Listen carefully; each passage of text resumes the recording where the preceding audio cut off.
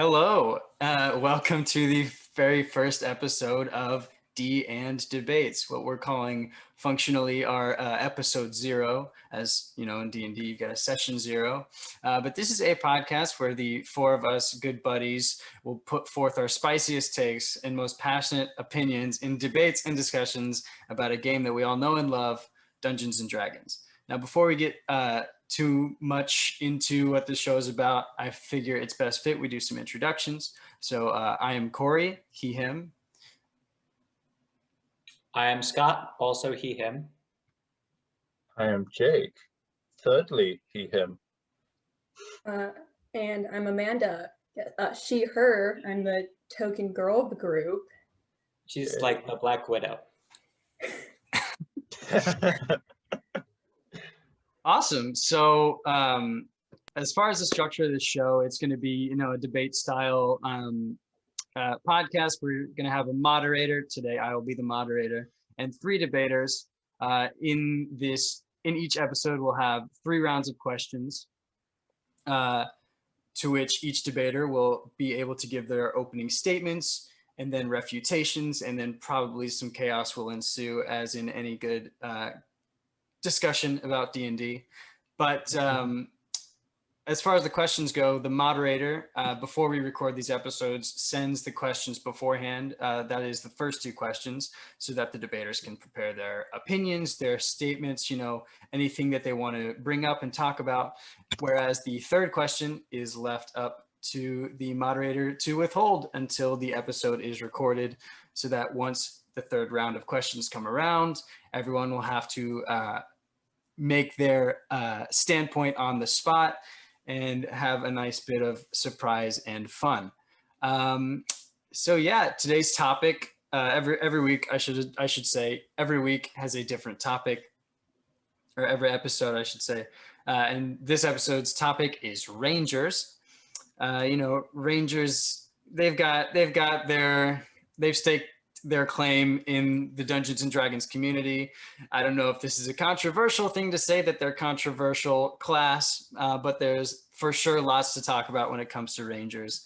Hot goss, strong positions, left and right. Everyone who's played D&D has had some sort of discourse about Rangers, I'm sure. And it's also kind of where the idea for this podcast came from. We were all, talking about classes and stuff probably before a session we played in, and we figured, there is lots of good stuff to get into, but instead of talking about that, let's just go ahead and get started with the debate. Are y'all ready to go? Yes, it's a very nice way to say the start, because I got very angry about a certain Ranger thing. And then we decided to, why not record us arguing about it and then make content. So it's you put it in a very nice way, but I just, yeah. Basically an excuse to shout at each other. That's what this is. Waves of destruction. 100%. Cool. So this is going to be question number 1 for our Rangers debate. And I will, as far as asking these questions, I will go in the order in which we did introductions. So Scott, I'm going to go to you first with this first question. All right. So let's pretend, real quick, let's pretend, okay? This is D&D, we're used to pretending, we like pretending. Let's pretend I'm starting a new campaign with exclusively Ranger PCs. Don't ask why.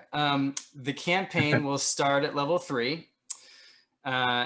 So all of the player characters will be creating characters starting at level 3.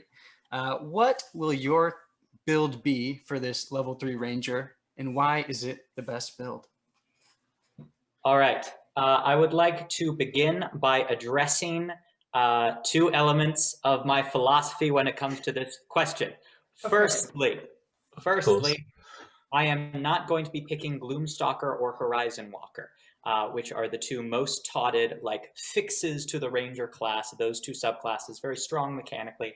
I will not be picking either of those. Second, I will be concentrating on optimizing Hunter's Mark, which is not the only way to do damage for a Ranger, but is easily the most consistent way.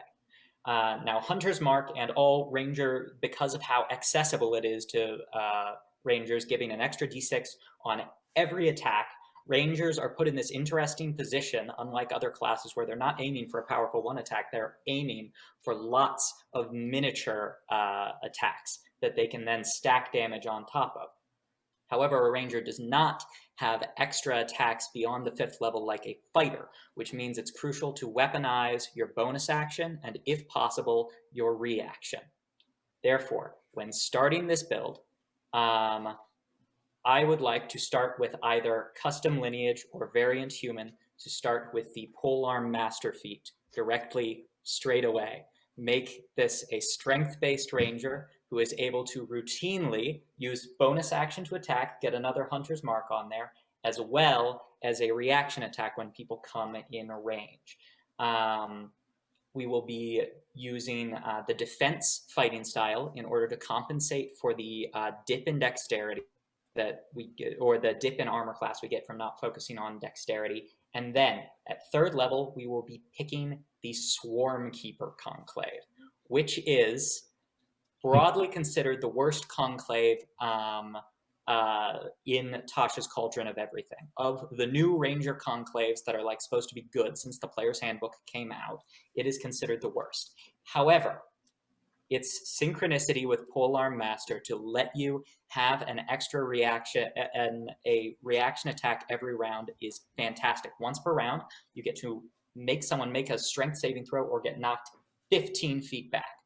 I would also like to note that because of the wording of this ability, once per round, or once per turn instead of once per round, it falls into the same category as sneak attack as something you can apply on your reaction. So when somebody comes into range, you get the reaction attack, they fly 15 feet backwards, and then they come back towards you, and you are getting a solid 3 attacks out on your turn. This means that you need to have a good wisdom modifier, which means that you are also diving right into the Ranger roleplay by maxing that wisdom modifier and strength modifier with your ASIs as soon as you can. You get great perception, you get great insight, and also Swarm Keeper is thematically awesome as fuck.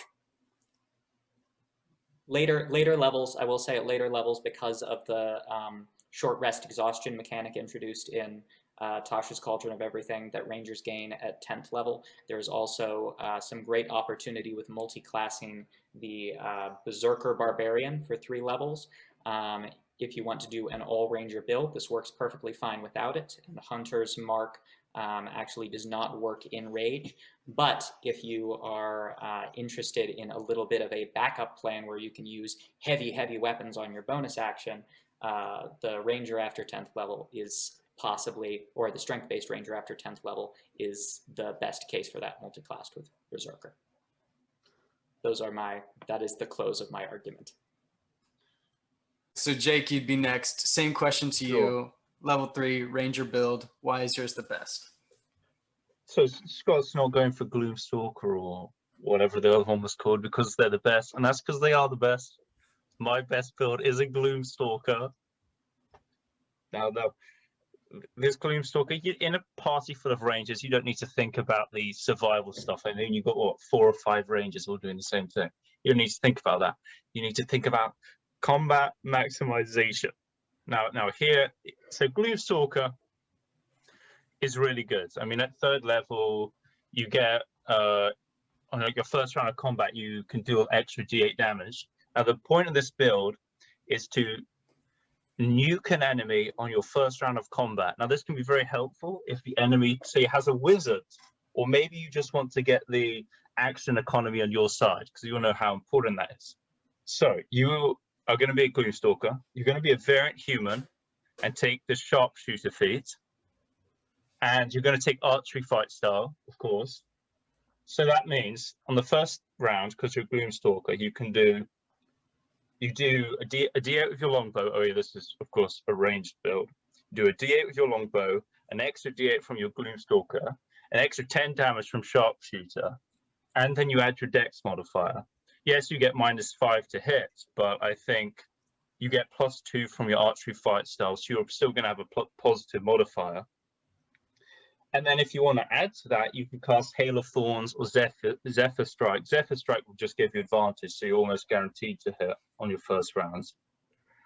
And then the other thing's really good about Gloomstalker is it's got a really powerful ability that enemies are relying on dark vision to see you.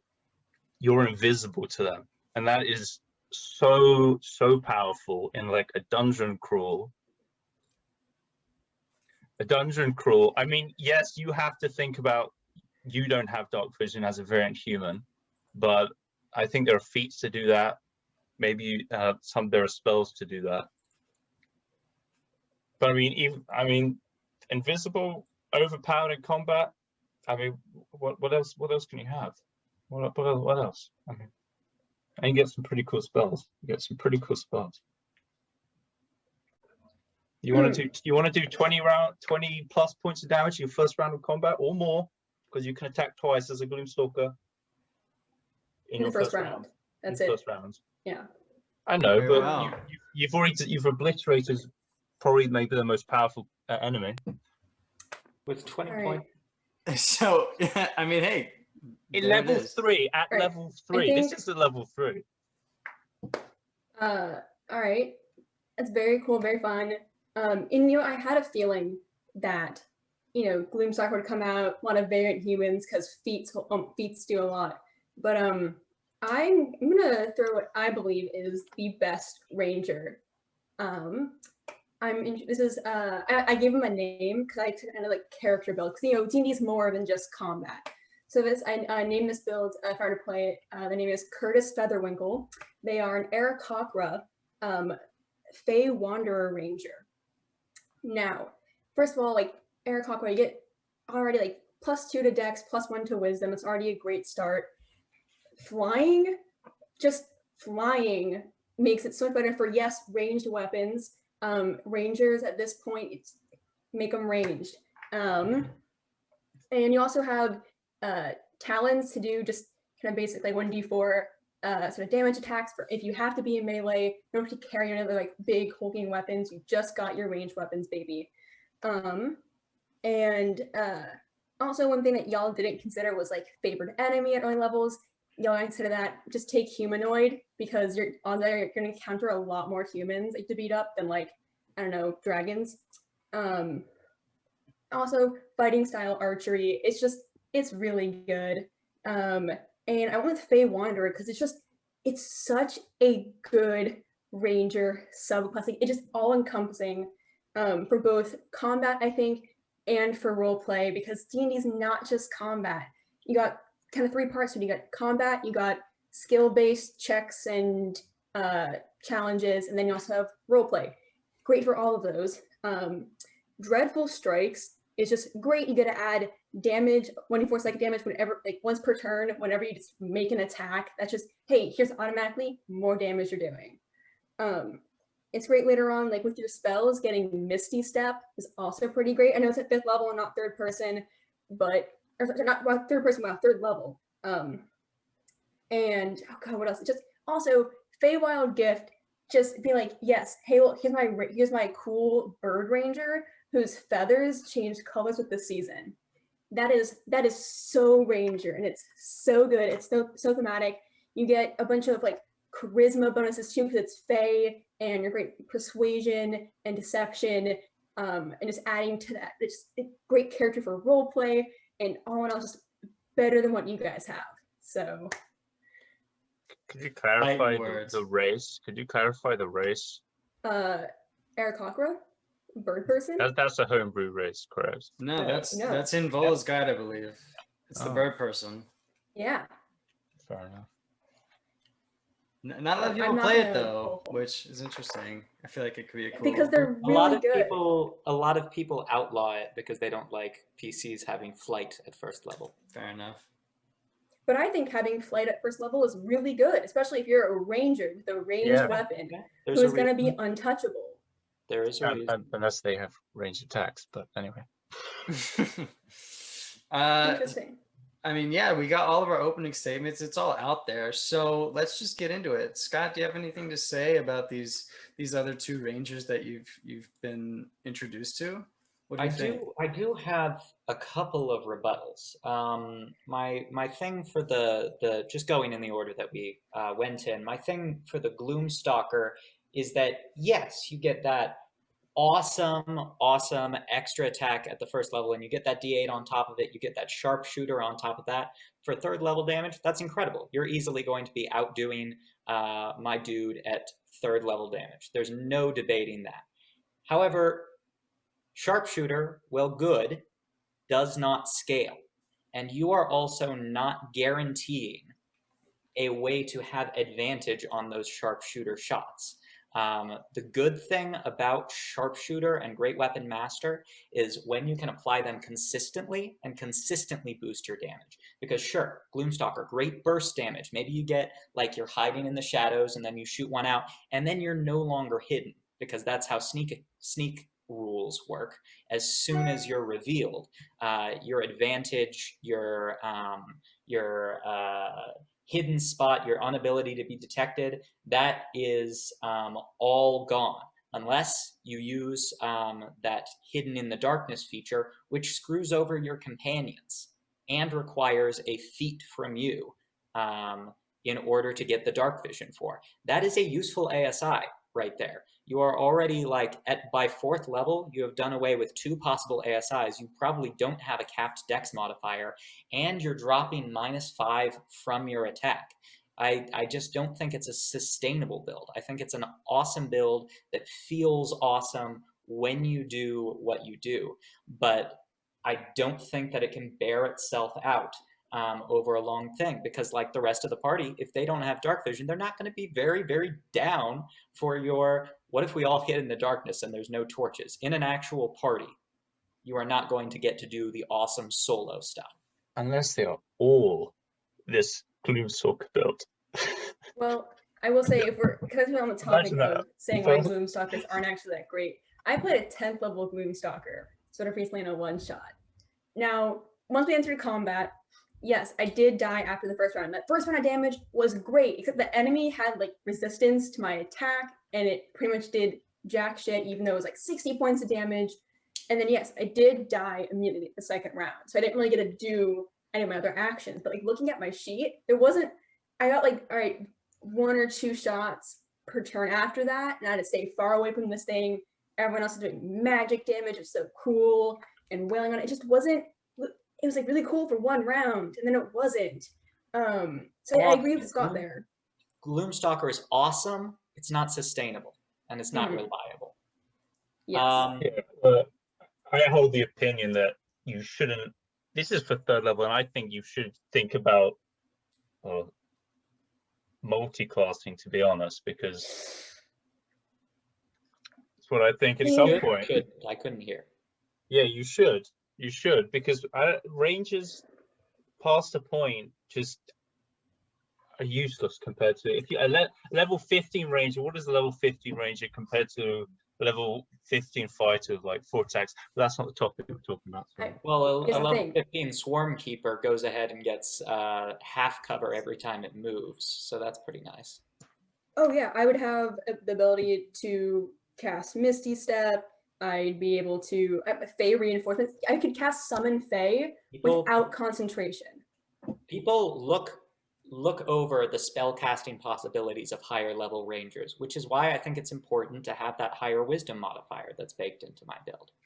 I would like to transition over towards the Fey Wanderer, though. There's a claim that's inherent in your argument that I fundamentally disagree with. I think that Fey Wanderer, it's awesome to have that like charisma wisdom bonus. I played one of them before. It was super satisfying. I don't think that you need a high charisma score to role play a good character. I think that you can role play whatever character that you want. Fey Wanderer can serve as an excellent face, sure, in an all-ranger party. I admire like the making sure to cover all of the bases. And I would love to have the Fey Wanderer in this all-ranger party. I don't think that it would be the most valuable thing, and I don't think it would necessarily outshine all of the others in terms of roleplay, because that will just be down to the individual character creation and the how well it fits the individual player's method of roleplay. In terms of mechanics, I agree. Flight is fantastic. It's also something that's replicatable by a lot of full caster classes right at 5th or 6th level. So it's awesome. It's cool that you can do that. The recurring theme is it's cool that you can do that, and it will be a satisfying play, but it's not, nothing about this is breaking anything. We are talking in the context of a all ranger party, so having that ability to fly is a little more unique. That is true. That is true. And that, I think, is where it comes down to like a question of philosophy. Are we talking about the best ranger build, or are we talking about the best ranger build in an all ranger party? Because if we're talking about the best ranger build in an all ranger party, then a suboptimal ranger build is probably going to be better because it fills out a particular niche. But if we're talking about the best ranger build, it's not going to be Fey Wanderer. Fey Wanderer is neat. Also, like Jake already mentioned, he made his like for combat optimization. That's only like 1/3 of the game. You split into like 3 parts: combat, skill-based challenges, and then just general roleplay, right? And so, great, yeah, Jake's is pretty cool, pretty fun for like 1/3 of the time. This build could also do a lot of role play. I don't think the role play side of this lies at all. Like Gloomstalker gets disguised self. Think about the role play possibilities of that spell, and the fact that it can hide in darkness. Perhaps it can go on scouting missions. What? There's also, because mine relies on a higher wisdom modifier, and you get spells like gaseous form and all of the bonuses from your and mage hand and cool utility spells like that, you are getting little magical skill bonuses that are not present in most rangers. It fills out a nice little niche. I mean, I think if we're talking to like the fun kind of skill challenge based, roleplay based spells and abilities, like Fey Wanderer spells are pretty great for that too. 3rd level Charm Person, 5th level Misty Step, 9th level Dispel Magic, 15th level Dimension Door, 17th level Mislead.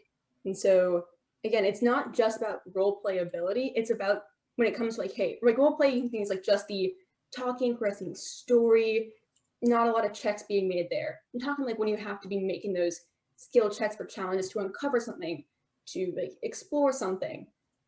You got a little more versatility and options here.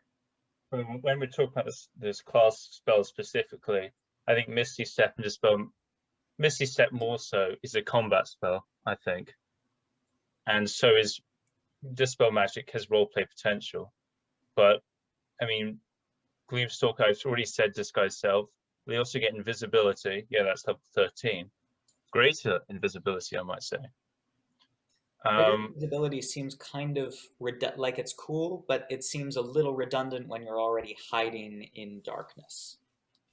It's true. It's true. It just kind of extends it to no longer having to do it in darkness.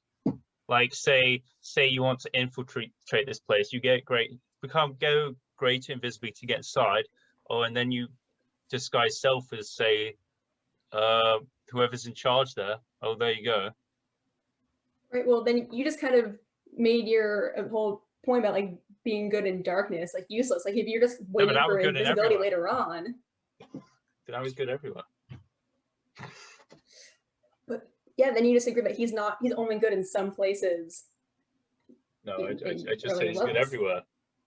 He's good. I think, like, no, I mean, there's a way definitely to optimize like the greater invisibility, which again, 13th level by your philosophy of you need to multi-class before then, probably something like 17th to 20th level in your actual build. It's if you're using stuff that's cool. It does do away with any other concentration options, such as the Zephyr Strike that you were using to give yourself advantage. Zephyr Strike, I imagine this build you'd use it going into combat, so you know your combat spell to start. Oh, Zephyr Strike, and then you get your first attack off with advantage. Right, but then where do you use greater invisibility in that? You after Zephyr Strike, you drop that, and then you use up a turn, turning invisible. Because when you've done that, you've effectively given up. Sure, you get an extra attack on your first attack, but you give up that action economy of. Well, you wouldn't go back to being invisible. Is the answer? Like this would help in situations not when you're with your party, but you can also do it. You infiltrate a place invisible, then you want to kill maybe you're assassinating someone. You want to kill them in one hit. Yeah, you're no longer invisible, but I don't know. I mean, it's D&D. There'll probably be an escape route. This is arguing against my own thing, but greater invisibility lets you make attacks and not turn uninvisible. Oh, really? Okay, so there you go. Right, you know what's better?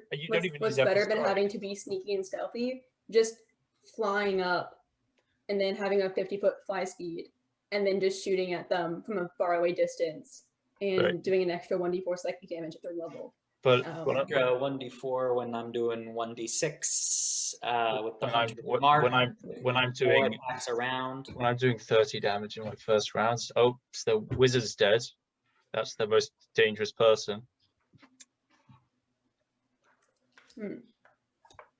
I think I've said all I need to say. I think we need to talk about Swarmkeeper for it. I think we need to talk about Swarmkeeper for a bit. I think we've looked at this.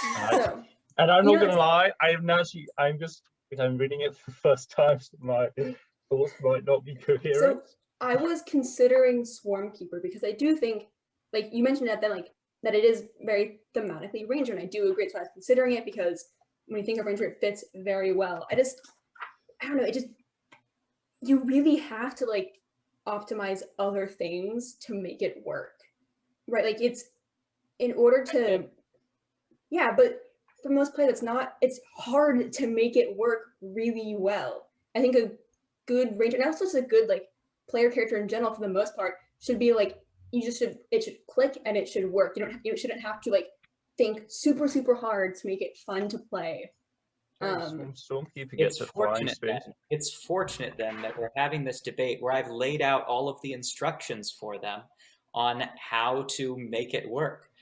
This is a similar, like you mentioned, this is your thing functions in an all Ranger party. My thing functions as this is a pre-made build. Someone else has thought this out for you. I'm not demanding that players go to the level of thought to make Swarmkeeper Polearm Ranger work.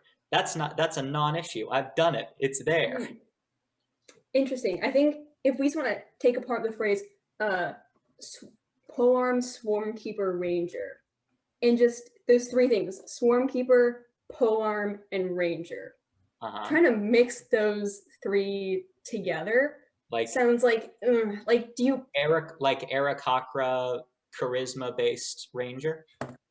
No, still wisdom based with charisma perks. I wrote down a nice okay, mine is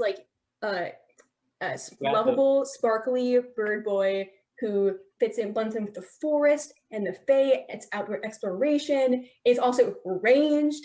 All right, you want a character vision? My guy's name is Fabergé. He is a custom lineage warforged who used to be a butler for a noble family and was abandoned in the woods. He has white and blue kind of covering over top. He looks like broken china, and he was adopted by magpies. That's an awesome fucking character concept, and it works great. We can make the awesome character concepts for every Ranger class. I agree with that. Okay. If some madman wanted to play Great Weapon Master, Great Sword Wielding melee Ranger, I mean, go for it. I mean, yeah, Jake, because that worked out so well. No, I admit it was not an optimal build, but it was fun. Kind of, actually. To say, I only hit once every 2 weeks, so it was hit and miss. But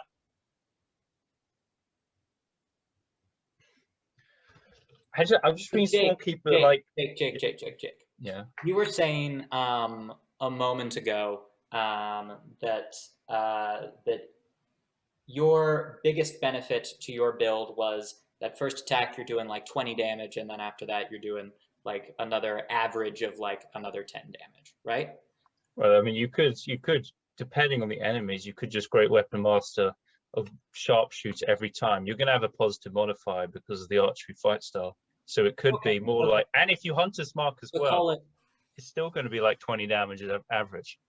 Okay, so call it like 40 damage, 45 damage on a good round, right?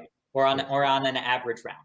I just calculated for that first round. I just calculated out the average damage that my build would be doing over a turn, and it also equals 40 without any minuses to hit, because we have that strength increase, and you have the 3 attacks in a round if you're making one with a D10 damage die, one with a D4 damage die, and then another with a D10 damage die when someone draws close. That is 3 attacks consistently every round. You're adding an average of 3.5 damage from Hunter's Mark to each of them, and you are adding your modifier to each of them. So there is more consistent damage in my build. Real quick, one thing I remember, because Scott, you brought up, you had mentioned like with my D4 from the Dreadful Strike versus like the D6 with the Swarm. I remember why I didn't go with that. I remember, oh, it's a bigger die. Why didn't I choose that? It's 1d6 piercing damage, and so many things eventually will have resistance to non-magical, like physical damage like that, not psychic damage. Also, it doesn't scale. Eventually, my D4 does become a D6 of psychic damage anyways. And that's a big thing. Also, the other abilities, it's like, oh, you get to move people around, or like move yourself 5 feet because you're carried by bees or whatever. That's what we're using it for. That's why we picked Swarm Keeper, was moving people 15 feet back. They come towards us, boom, reaction attack. But for the damage, it's not as good as. I think a Swarm Keeper's second ability is the best one in my opinion. But I just want to check with the mass stat damage. How are you doing 40? Like, say you get 2d10, average will be 11 from that. What's your modifier at this point? 11. From that, let's assume a +3 modifier. So it'll be a little bit less, because I think I calculated 14, it. Yeah. 17. It'll be 20 damage, I think. See, because you do your average of a D10, 5.5. That's 11 damage. Average D4 will give you benefit of the doubt 3, so we'll say 14. I calculated it with a 2.5, so that's 13.5. And then add your on modifier top of that 3.5 for each of them. Adding 3.5 for each of them. Why? Because of Hunter's Mark. That already gets you to 24. And then on top of that, you add your modifier. So you're right, it's not 40. It's somewhere around 30 at that initial 3rd level. But because I'm actually using my ASIs for ability score improvements, my instead of having to take like the Devil's Sight invocation and delaying all of my ASIs, I am going to reach that +5 earlier and be doing more consistent damage. But now let's all remember, Hunter's Mark is a concentration, and your build is a melee build, and you haven't leveled Dex so much. What is your armor class thinking? Like 16, 15? Let's assume. Okay, so with point buy, I can get to a 14 dexterity, and then take that initial armor as scale mail. So that would be a 17 dexterity or a 17 AC with the defense fighting style, eventually upgrading to an 18. So, I mean, so most dex-based rangers. It's a decent AC, but if the Hunter's Mark concentrate, I mean, rangers don't have many spell slots. So level 3, what, they need 2? I don't remember off the top of my head. But if you lose concentration, then with your build, you've just lost 3d6 damage. And now you're down to like 20 or a bit less than that. I mean, you're relying on Zephyr's Strike for the advantage and the mine is a range build, not prone to the attacks. And with that build, if they have a ranged, I can just obliterate them first round of combat. And if they have multiple, then I can hide behind something. I'm literally untouchable by melee opponents.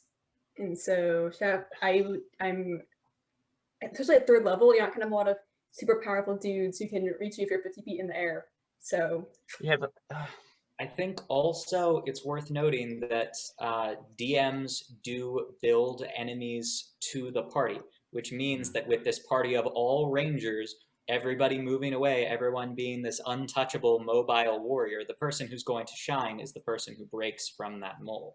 That's the basis of your high social character, is that the person who's breaking from the eventual mold is going to rise above the general crop, because they're going to specialize. The DM's eventually going to make like, okay, let's make it a challenge for these ranged based characters, and then I'm going to fucking thrive. As the DM, I can say this is, I will do that. When we do play this game of all rangers, I can say as the DM, I would. They are all rangers.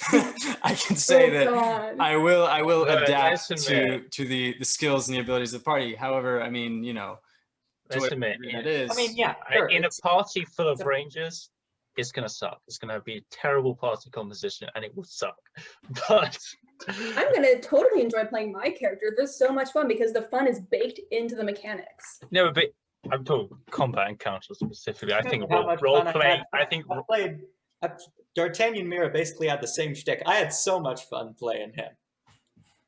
The fun is in the mechanics. It's complicated enough to keep your brain engaged, but it's also simple enough that you're like every turn you get that endorphin rush of boom, combo move, boom. So this, I'm about to go all game studies on your ass, but I know I shouldn't. It's just there are ways you can actually embed like emotion within the mechanics. Like you have, it's not just about like, yes, you can get fun from making it very crunchy and optimized and works out and all of that, but there's also something about just the emotion of fun, the enjoyment and the rush of like the quirky and the sparkliness being baked within the mechanics themselves as well. That just, for me at least as a player, is so much more fun. Pies all over me. That's built. But that's not in your in your mechanics in your class. That is the reason I'm knocking people back. Is my bugs and shit are like grabbing them and hauling them away. That's awesome. Diversion. Diversion. The Gloomstalker feature at level 3 gives you dark vision. It doesn't create darkness around you. It gives you dark vision. Oh, that's pretty so cool. You don't screw up your allies at all. I mean, they might have dark vision, they might not. But you don't have to take a feat to take dark vision. You just get it at level 3. We all know how important dark vision is in most campaigns. I mean, it depends on the DM. Some DMs are really cruel on it. Some just forget it exists. But yes, I'll take it away. Unless any of you have anything that you want to hammer home before we move on to the next question. I think everyone did a very good job. No, I've made my points. I just go for it. I'm done. Jake is done, y'all. I'm done. That was a very done. No, I'll actually make a comment here. I think all those builds we just discussed about, you can make a better version of it with a different class. I think you could. Anyway, yeah, go for it, Corey. All right. We'll start with you with question 2, Jake. This one's, I don't know. This is what you. Okay, well, it's happened. So this is so when your player asks you that for a nice little buff, but then you make everything harder so that it's balanced. This is what just happened. Anyway, question 2. Rangers, Jake, Rangers are touted as one of the least mechanically competent classes in D&D 5th edition by countless people, I'd say. Articles online, people on Reddit, etc. So how would you, Jake, improve the class while keeping it a balanced part of Dungeons and Dragons? Well, I think the route that you need to take is making the ranger something that can do something that other classes can't. In that class thing we would just talk about, that Gloomstalker build, I think a rogue would be superior to that. And I'm not experts in your 2 classes, but I'm sure you can make superior versions. Like fighter, I'm sure you can make a superior fighter to Scott's build. But the point is, you need to give rangers something that other classes can't. And I think a good way to do that is making them a ranged focus class. I had a discussion. I used to think melee rangers, I'm not saying you ban melee rangers, but I think rangers are rangers. Like, what are they? You're saying they're hunters and trackers? Well, that's cool, but what can they do that maybe a druid can't, or the scout subclass can't? And if they're melee, well, aren't they just like fighters with a couple of spells? So I mean, I was thinking this out the other day. I was thinking, is Aragorn, for example, a ranger or a fighter? Now, you might think he was a ranger, and I used to think this too. He is a ranger from the north, right? He hunts, he tracks. But then the later movies, he's going around in heavy armor, whacking things with swords. So he's a fighter, but where does the ranger come into it? And I think Legolas, for example, in the current build of 5e, he'd probably be a fighter.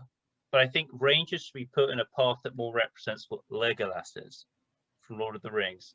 And so I think they should be range based.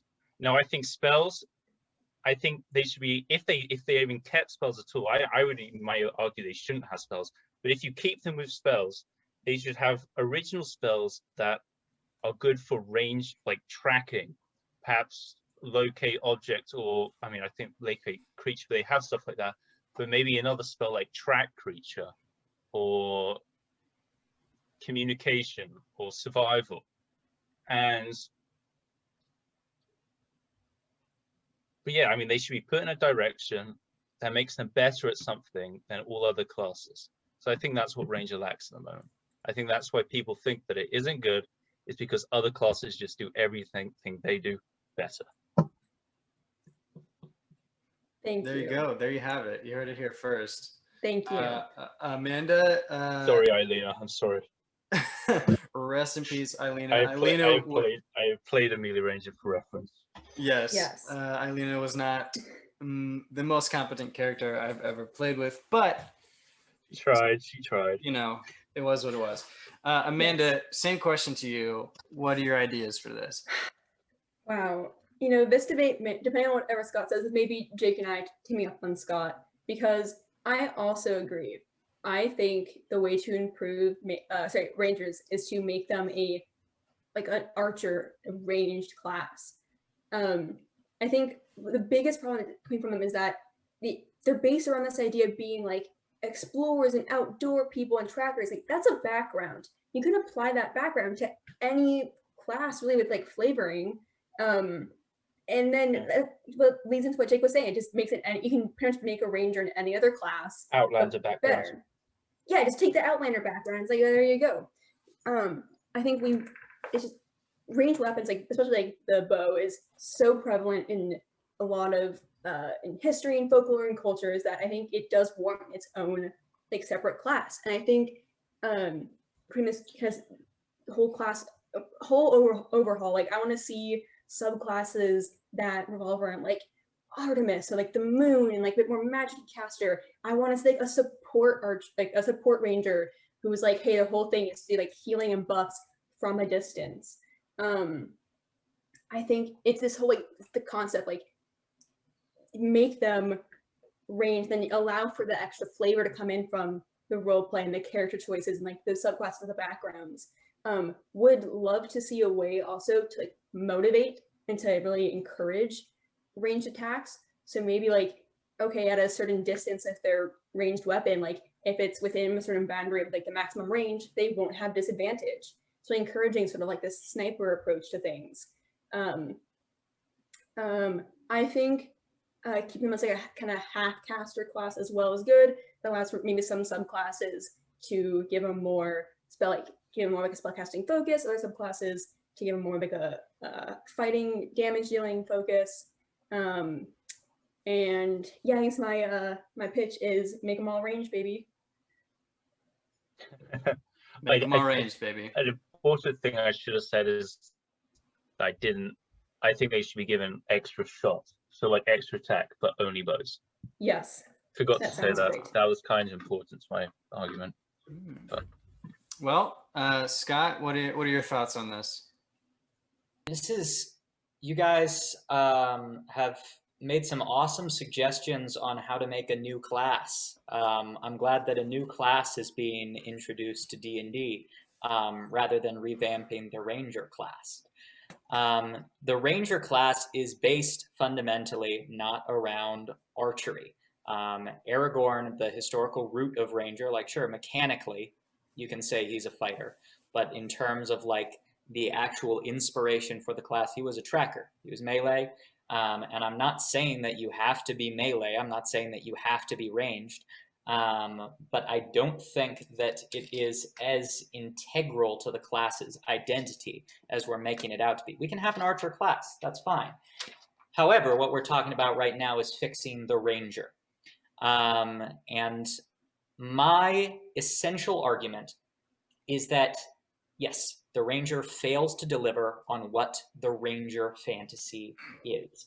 The ranger fantasy is you want to be this clever woodsman. You want to be resourceful. You want to be mobile. You want to be fast acting. You want to be someone who can live off of the land and be more competent in this natural environment than anyone else. It's sort of analogous to playing like an intelligence-based character, like a wizard or an artificer. The role play you want is from being that incredibly competent individual that has summoned that strength within yourself. What is limiting in the current class is that survival is boring and gets trivialized by spells, which makes favored terrain both niche and not fun.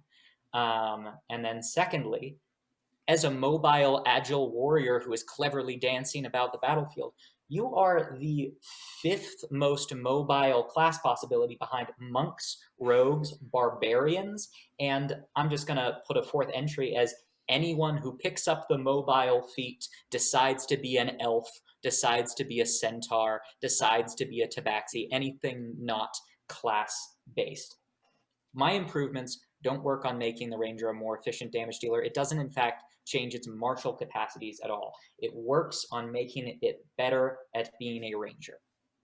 I have 2 meta changes to 2 spells. First, Goodberry should not give sustenance to anything, so that foraging is important. It should just be a pool of little 1-hit point things that you can use for like reviving people. It's still useful that way.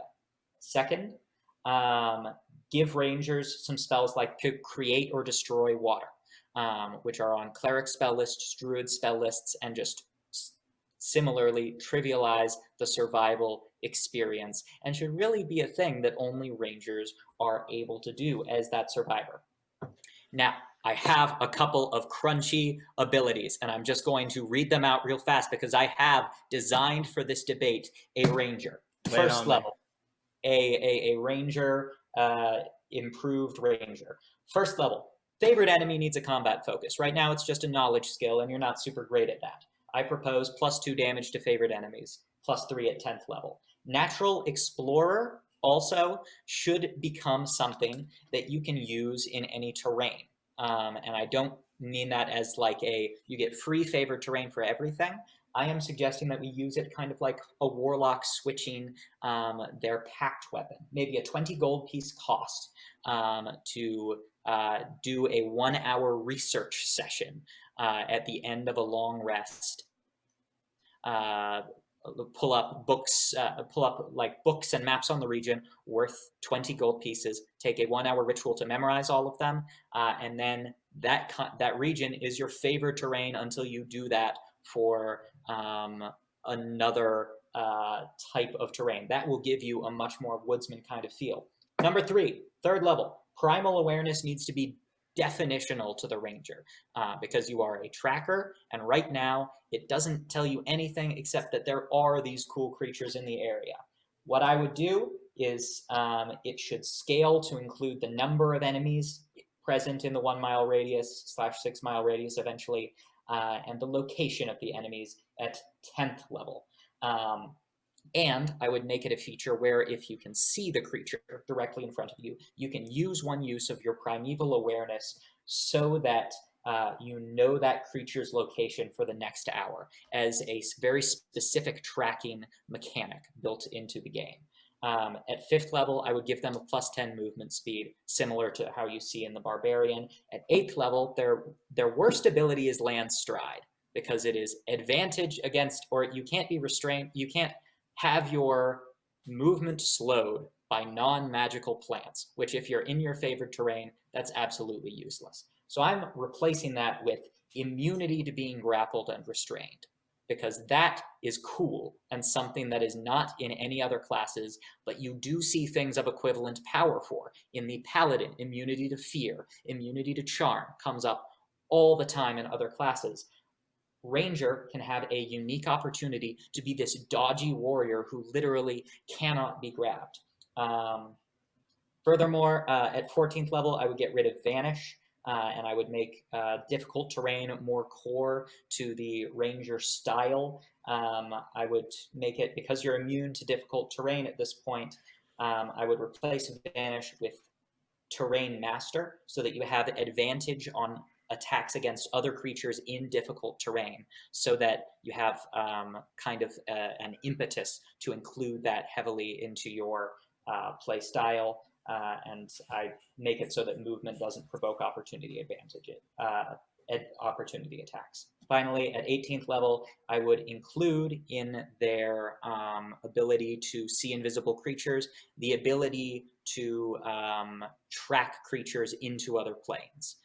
If you have your primeval awareness on a creature and it goes to another plane, you can tell which plane that it goes to, cementing the Ranger as the best tracking class. I think all of these improvements fit the Ranger thematically, and I think it helps it fulfill the fantasy of the Ranger.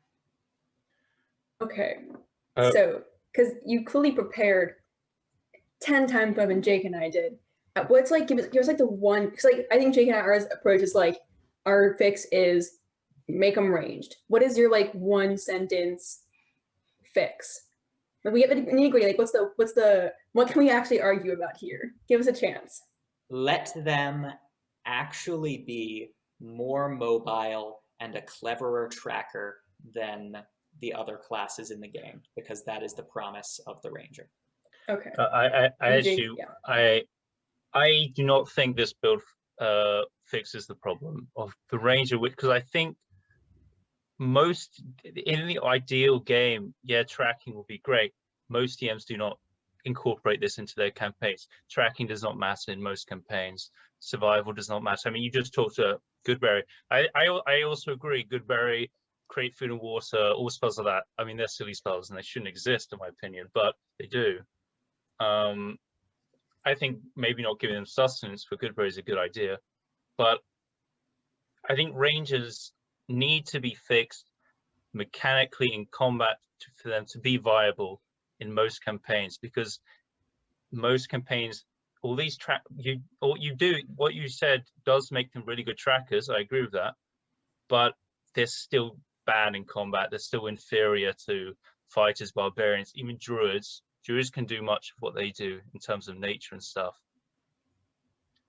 So and the way to fix them in combat, like who just saying, is and Manda was saying, not like just, I think range is the way to go to fix them in combat. And I think incorporating some of your ideas about tracking I would actually steal into fixing the Ranger, because I think those are important, but I think you also need to fix them in combat. And I think being a range is a way to do it, because I mean, a melee Ranger, isn't that just like a rogue scout or something at that point, or a outlander fighter? Yes, I think kind of bridging off of that, I think what you have, Scott, is much more like, I would love to see like a Ranger subclass that is focused on tracking, exploration, and terrain. But also, like you kind of said, like the reason why Rangers are kind of sucky is because all these other, they can be outdone by any other class for the most part. Like any other class has potential to be a good tracker and explorer. You don't really want to, if that's your whole thing, it's like, hey, my my whole character is, I have all these abilities that, like, for the most part, everyone else can also do. That's like fundamentally at its core, like what's sort of wrong with the class does focus on exploration and nature, because you can apply that. That's so flavorful and thematic. It can be applied to a lot of other things. I think mechanically, especially combat-wise, there is that need for this unique thing, which is all ranged. You could have a melee subclass actually if you really wanted to play a melee ranger. Perhaps have a subclass that is melee. I'm not even arguing for melee ranger. What I'm arguing for is, and I think we should go back to this like damage dealing superiority in combat thing, because I gave them a whole +2 damage to their favorite enemies. They get a total of 3 favorite enemies, some of which can be person. So like that's a substantial buff. And also at 14th level, you have so many difficult terrain spells by that time. You're at 3rd level spells. Entangle for one that's restrained in difficult terrain. You have advantage on all attacks made against those things. That's a substantial buff to combat that I have added, to the point where I considered removing it because I thought it might be a little bit broken.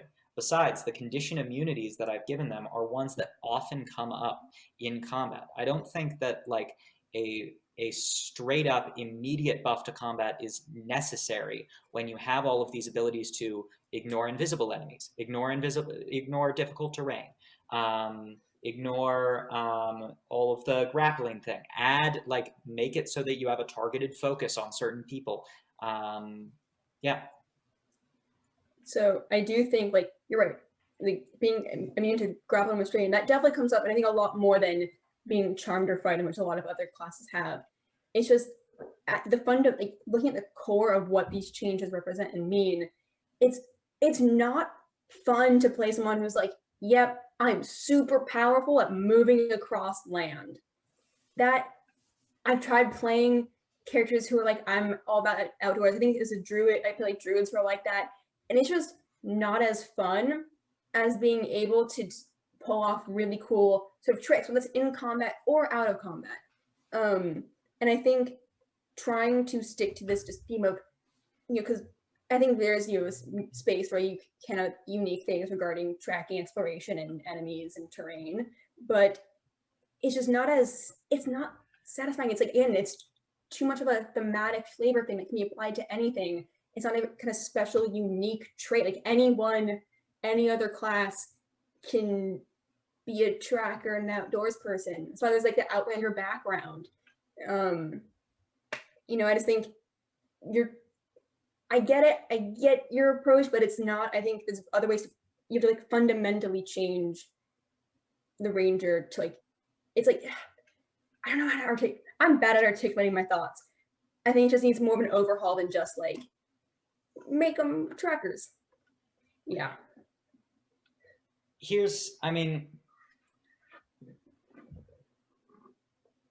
is the thing. I think when people go into rangers, we are all talking as people who do not like rangers. That's kind of the purpose of this debate. We have had an anti-ranger vibe to this debate. People who like rangers, they want to fulfill that fantasy of the woodsman. And sure, you can do that with other classes, but that's what the ranger exists for.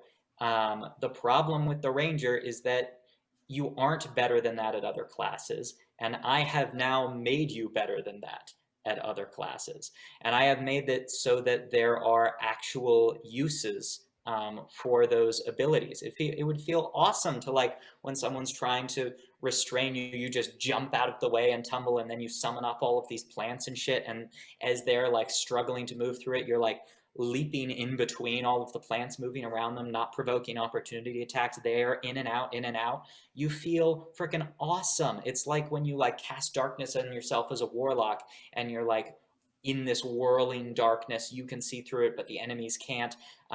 You're part of this like dense jungle kind of vibe. You can like, I get when I mention all of these dry mechanics, it's not, it doesn't necessarily like inspire immediate flavor. But that's like the job of these mechanics, is to be like a facility for that flavor that comes later. When you read, you can take the attack, you can attack twice when you take the attack action. That's not super flavorful, you know? But it's the core of the fighter class, and making those extra attacks a bunch of times in a row makes you feel awesome. I don't think that all of these have to be like, I think all of these have to have a mechanical effect more than a thematic effect.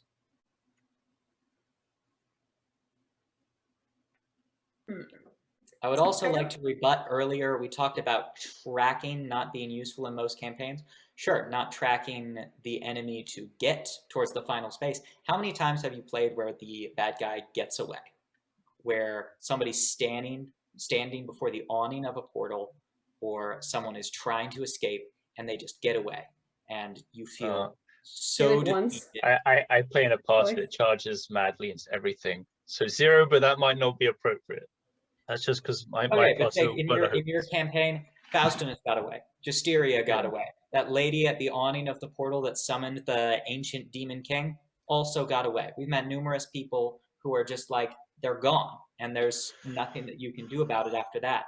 What I am including in this tracking capacity is the ability to be like, no, guys, I can find them. That's what I do. And I think that's awesome. And it'll come up a fair amount enough of times. I think I agree to that. I think that this kind of thing should be added. I just also think that there should be combat overhauls, and I guess that's just. I don't think we're not saying you're wrong. I think we're saying that the idea, like, what about the ranger has to be changed or modified. It goes deeper than just the sort of like survival abilities. It goes, it's bigger. It's more about who they are as a. Yes, I don't know. I've hammered my point so much already, but. Yeah. I think I'm solid on what I think the conceptual identity of the ranger is. Okay. I think that's the biggest difference at this point, and it's up to Corey. I think I've said what I need to say. Up to me it is. This final question, question 3, is one that none of the debaters have heard before. This is one that they're going to hear for the first time right now, and we'll have to, on the spot, kind of figure it out.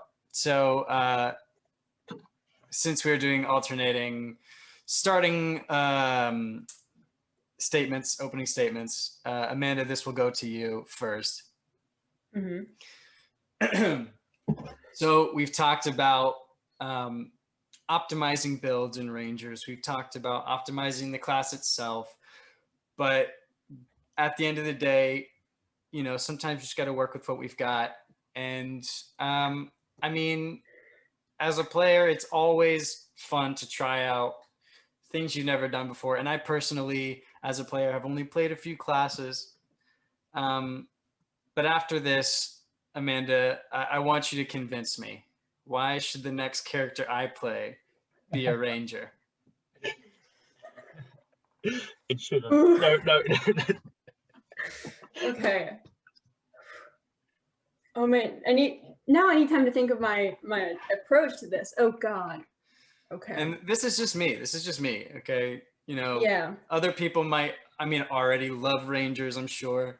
But personally, you've played with me, you've DM'd for me, you understand of. Yeah.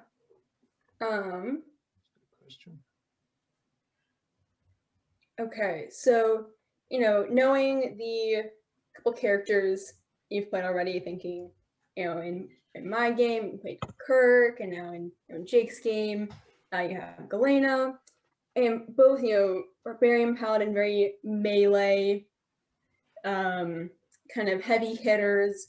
I think it's not a complete 180. It's not completely out of your comfort zone to also to play a ranger, but I think it's definitely like a spicy ranged fighter. You can kind of think of rangers. It's like they definitely, it will encourage you to play a ranged ranger, because I know you haven't played a whole lot of ranged characters. But I think it can get a little, the subclasses especially, I think have a lot of flavor and a lot of room for, I know you're an amazing role player and do a lot with characterization.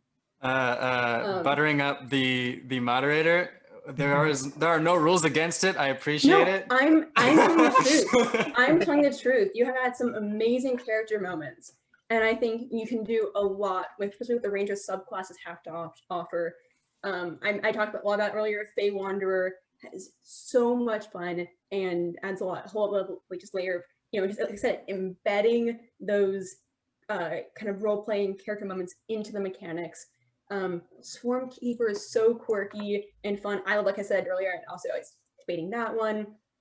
You know, a lot of options to interact with animals, and I think it is just like I said, it's a spicy, ranged fighter, and I think that's very fitting for someone like you who loves really in-depth, cool characters with a lot of opportunity for flavor and background. Okay. Yeah. Scott, why should I play a ranger next? This is actually, when you mentioned possibly thinking about playing an inquisitive rogue next, the first thing I thought was like, hell yeah, Corey should absolutely play high wisdom characters. The thing that I have noticed and heard about your characters is how enmeshed you like to be in the world. Galena's history is very tied to Undarian. She fits the setting just like to a T. From what I heard about Kirk, he was like, I mean, it was a basis of part of the plot was his identity. I think that your want to be involved in the world lends itself well to the ranger because first off, you are the master of a whole facet of the world. If you play a ranger, you are the nature guy, which means that every part of the world that is not in a city, every part of the world that is based out in the wilderness, you are the guy for that. And you will be more knowledgeable and have more personality based on what your surroundings are than other classes. Besides that, wisdom is just, I think, a great skill or a great stat for you to have because it's this nice, like, you use it to find out information. Like I noticed Galena has like a higher intelligence modifier than her constitution, right? Or like a higher wisdom modifier. Right. Yeah, she's interested in like discovering things about the world and knowing things. I think that having that wisdom modifier with that perception and that insight and the survival skills, I think that you would really enjoy wisdom just as like a stat to be able to play around with. And that coupled with that whole arena that you get as the ranger, that's why I think you should play a ranger. Okay. All right. Cool. Jake, what are you thinking? What are you thinking about right now?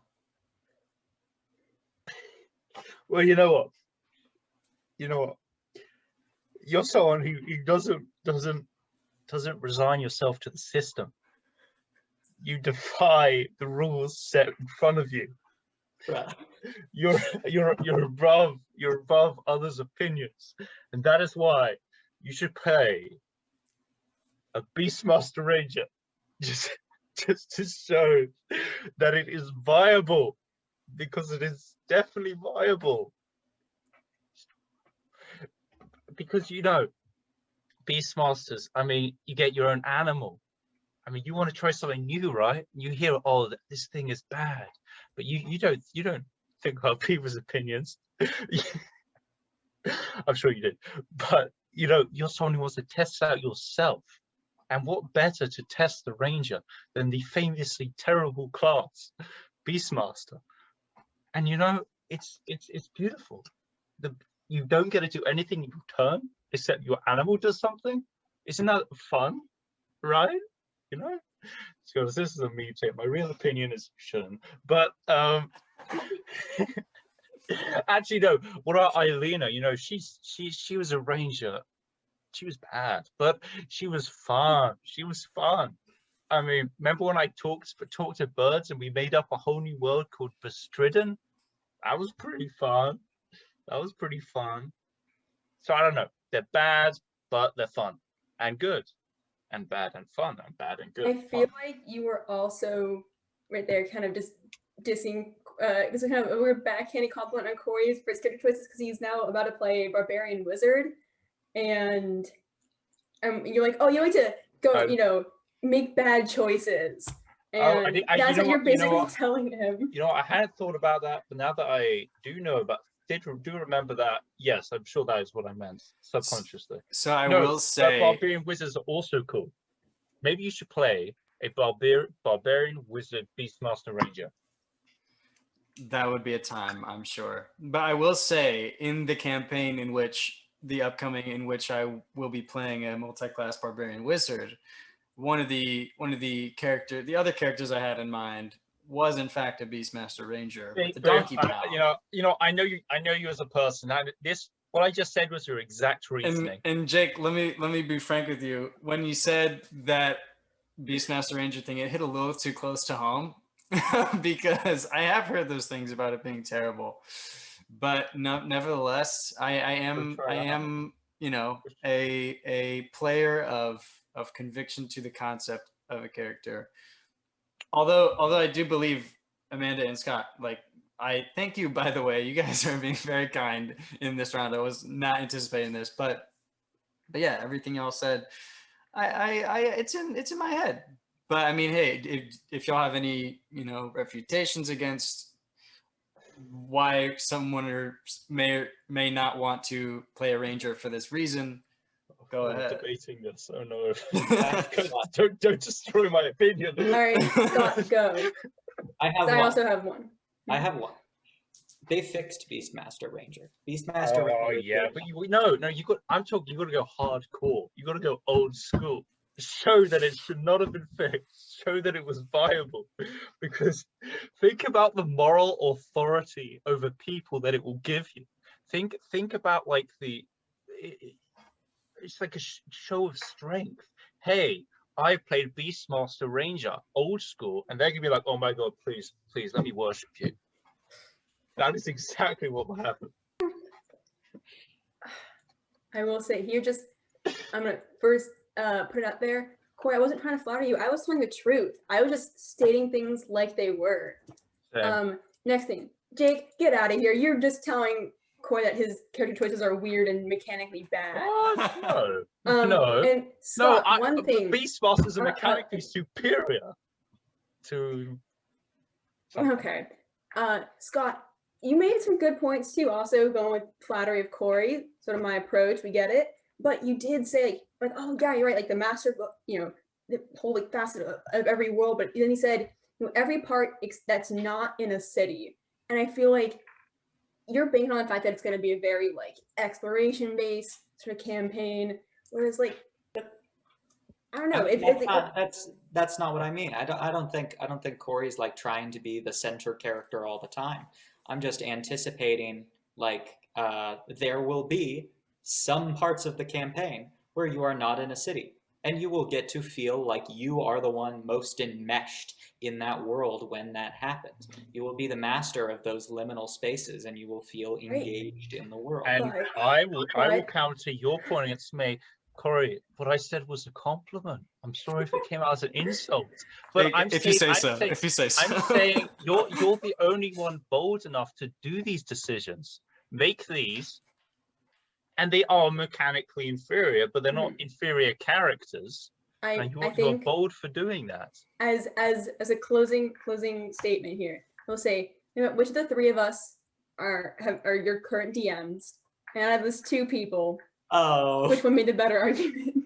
Fuck you. And we'll actually see you play a ranger eventually. Oh wow. Fuck you.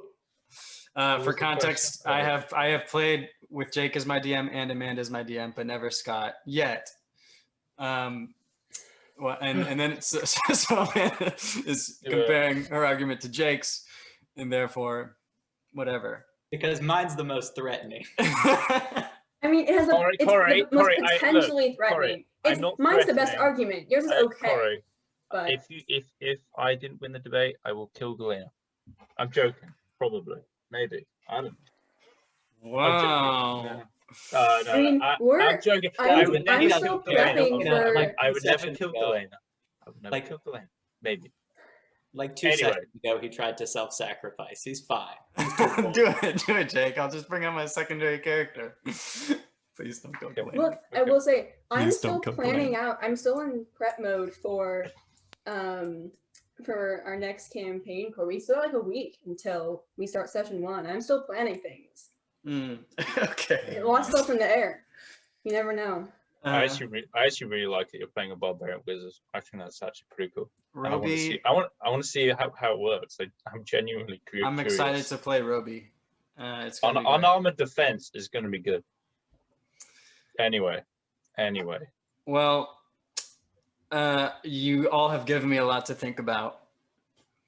I don't know when the next character I'll create is going to be, but based on this, I think Ranger make its way into my headspace. But unless any of you guys have anything else to say on this last question, I think we might be able to wrap it up. So who won? Did I won, right? So say what you need to say, Corey. In creating a winner, or in crowning a winner, I have like jotted down points and stuff that I liked, and did a few like tallies here and there for things that were said that I thought were like, just overall well debated and kind of like swayed me in that direction. So I'll have to count it up real quick, but this is a question by interesting question. I think I'll aggregate the tallies from all the questions and then just form one winner from that. I want to know who won each individual question as well. And these, I'll do each individual question and then I'll do the final question, or the final total. So for question 1, I actually have Jake with 4 tallies, Amanda and Scott with 3. You're a man of wise wisdoms. Only simply because they're like, I don't know. At first, it was just kind of like, okay, yeah, burst, and then whatever. But then you double down on some of the facts as far as like, actually, this is what I get. I get dark vision, this and that, and other things too. But that doesn't take away from Amanda and Scott what y'all said. There were very like out there things that I wasn't expecting, mostly because I don't know a whole lot about Ranger, which is why I would be a shit debater in this episode. But yeah, a lot of good things said in round 1. Round 2, I have yeah. Good job, Jake. We'll see from that last question. I don't know if it'll carry over, but I was making a statement on society. I think that should get bonus points. Sure, I'll think about it. So for round 2, I have Scott. I just enjoyed the fact that it was very in-depth, and granted, I love the idea of the ranged ranger specializing in that way. I think I kind of agree on the conceptual manifestation of what like a ranger is by nature, and like tracking and having all of those modified abilities and such. I feel like could actually be a really good homebrew. So yeah. And it was also very close. It was like, well, actually I won't say the points because then you can think about who the winner is in total. But fair enough. Well done, Scott. Yeah, well done, Scott. And then round 3, it was a tie between Amanda and Scott. Jake, I actually gave you a minus.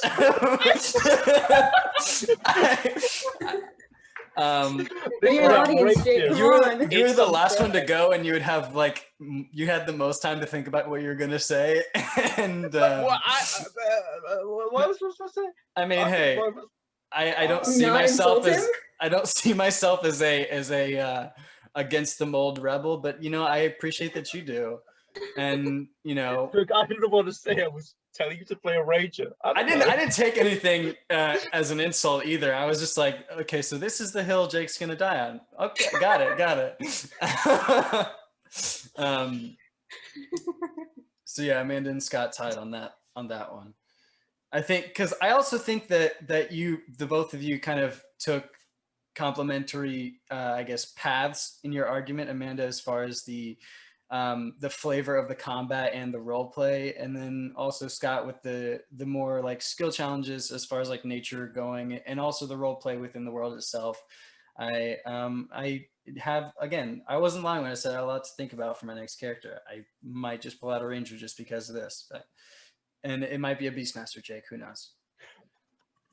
If it is, we're going back and retconning the points. Anyway, so let me real quick tally this up.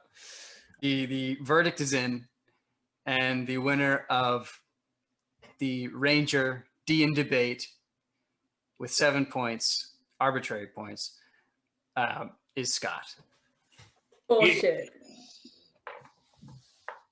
Very nice. Very nice. Amanda, you're second. Jake, no, we don't need to talk about my points.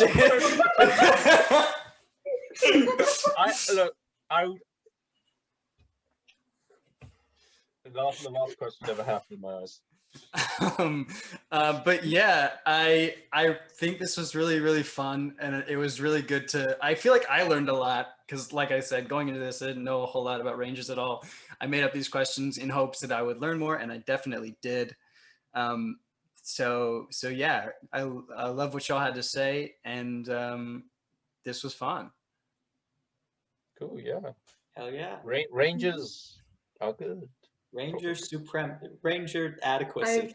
I've played one ranger for a one shot.